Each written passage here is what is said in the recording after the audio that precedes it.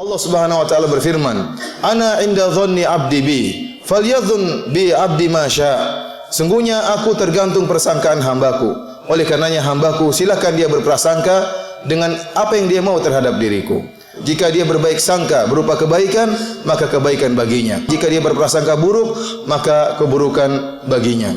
Sungguh tatkala seorang hamba berprasangka senantiasa berprasangka baik kepada Allah Subhanahu wa taala, maka dia telah mendapatkan kebaikan yang sangat besar.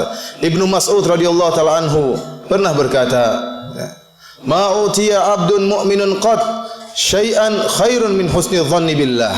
Kata Ibnu Mas'ud, tidaklah seorang hamba diberikan kebaikan yang lebih baik daripada berbaik sangka kepada Allah Subhanahu wa taala. Oleh karenanya, kita seorang muslim hendaknya berbaik sangka kepada Rabb kita, terutama pada kondisi-kondisi berikut ini. Kondisi pertama yaitu tatkala seorang melakukan dosa, maka hendaknya dia segera bertobat kepada Allah Subhanahu wa taala dan berbaik sangka kepada Allah bahwasanya Allah akan menerima taubatnya.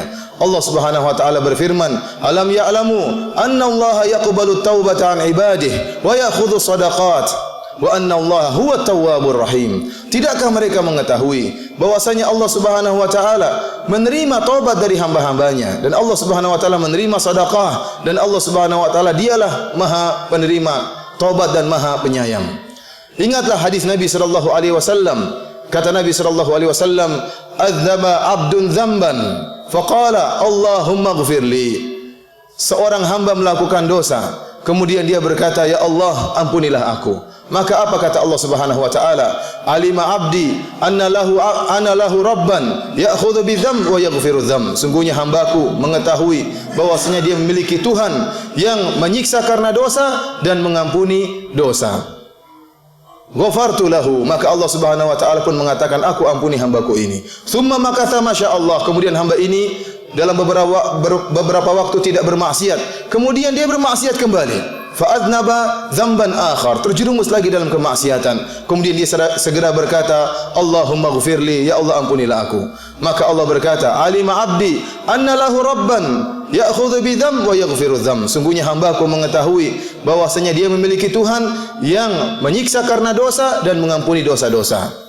Maka kata Allah Subhanahu wa taala, ghafartu lahu, aku ampuni dia. Summa makatha masyaallah, kemudian dia bertahan tidak melakukan maksiat, kemudian terjerumus lagi dalam kemaksiatan berikutnya. Kemudian dia berkata dengan penuh keyakinan dan husnudzon, berprasangka baik kepada Allah Subhanahu wa taala, dia mengatakan, Rabbi ghfirli, ya Allah ampuni aku.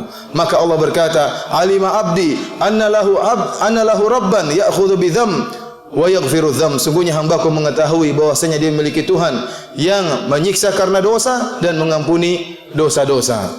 Ghafartu lahu, maka aku telah mengampuni dia. Kata Allah Subhanahu wa taala, ushidukum anni ghafartu lahu, aku saksikan kalian bahwasanya aku telah mengampuninya. Bahkan dalam riwayat kata Allah Subhanahu wa taala, falyamal 'abdi ma syaa, silakan hambaku melakukan apa yang dikehendaki. Kata para ulama, selama seorang berdosa kemudian bertobat, kemudian berdosa kemudian bertobat dan memenuhi persyaratan tobat, maka selama itu pula Allah akan senantiasa mengampuni dosa-dosanya. Oleh karenanya seorang tatkala terjerumus dalam kemaksiatan, jangan dia menunda-nunda taubatnya. Yakinlah bahwasanya Allah Maha menerima taubatnya. Seketika dia bertobat, seketika itu pula Allah Subhanahu wa taala akan mengampuni dosa-dosanya. Ingatlah sabda Nabi sallallahu alaihi wasallam, wallahu lallahu arham bi ibadihi min hadhihi bi waladiha. Sungguhnya Allah Subhanahu wa taala lebih sayang kepada hamba-hambanya daripada kasih sayang seorang ibu kepada anaknya sendiri.